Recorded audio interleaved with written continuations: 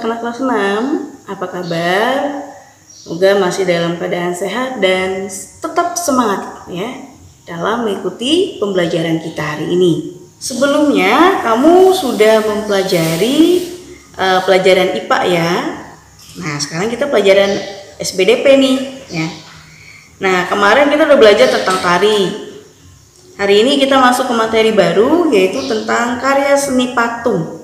Silahkan buka bukunya, halaman 41. Sudah punya buku semua kan? Halaman 41 kita mengenal tentang karya seni patung. Nah, seperti yang kalian ketahui, patung adalah contoh karya seni 3 dimensi, yang artinya dia bisa dilihat dari berbagai sisi. Jenis patung ini itu beragam ya, ada yang bentuknya manusia, ada bentuknya hewan, ada pun bentuk yang abstrak atau lainnya, tapi tetap tujuannya adalah untuk keindahan. Orang yang bekerja sebagai pembuat patung itu disebut dengan pematung, dimana patung ini ya, seperti Ibu sampaikan tadi, merupakan contoh karya seni 3 dimensi, yang artinya tadi bisa dilihat dari berbagai arah. Kemudian dia memiliki ruang dan volume ya. Makanya kamu bisa melihat dari semua sisi itu karena dia memiliki ruang dan juga dia mempunyai volume ya. Tentu semua tujuan dari pembuatan patung itu terutama adalah yang pertama itu adalah untuk keindahan ya. Kenapa dipilih yang namanya karya seni jenis patung ini juga diminati oleh beberapa orang ya. Itu karena kalau patung itu dia akan lebih tahan lama ya. Kita bisa lihat tuh di jalan-jalan kan sering kan kita lihat patung-patung, semua itu ya karya dari seorang pematung ya.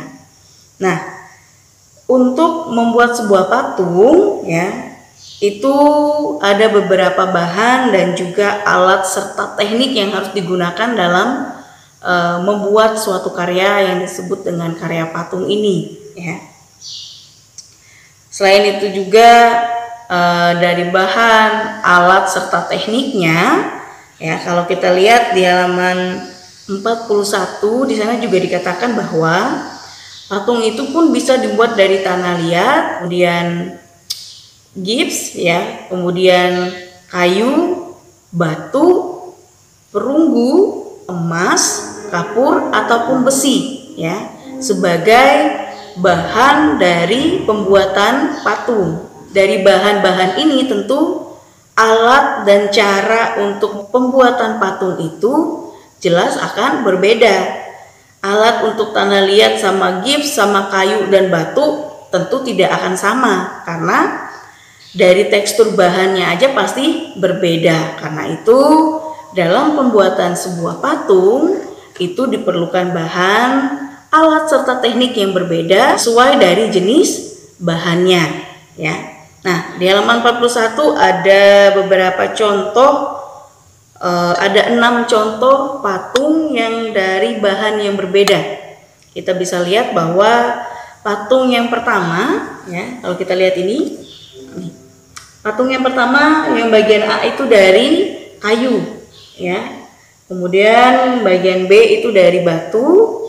Kalau yang C ini dia dari perunggu.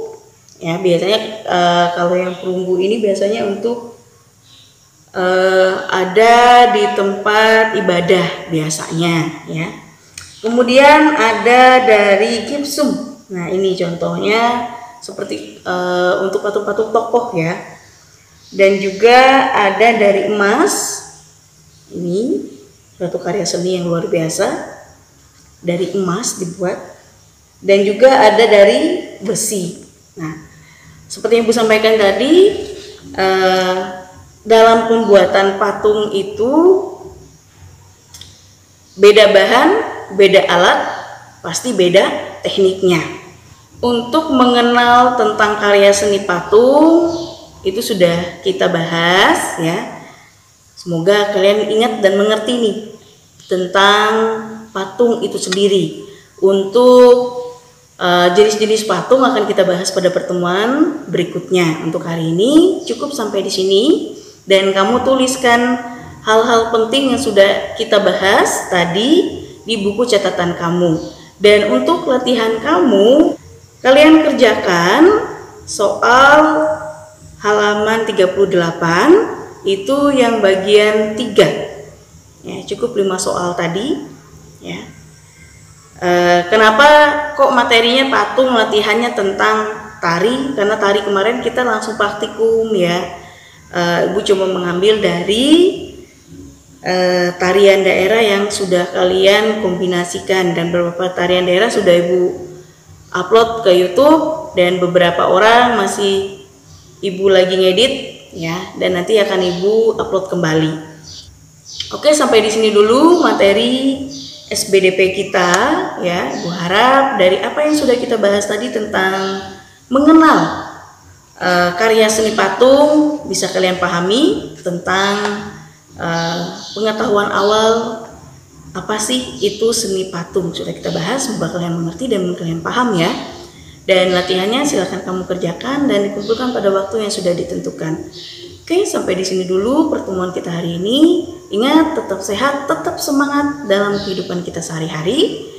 Dan jangan lupa tetap melakukan protokol kesehatan, yaitu dengan cara selalu mencuci tangan dan juga menggunakan masker ketika kita berada di luar. Dan juga selalu jaga jarak dengan kerumunan orang banyak. Oke, sampai di sini dan kita bertemu lagi di video pembelajaran selanjutnya. Sampai jumpa.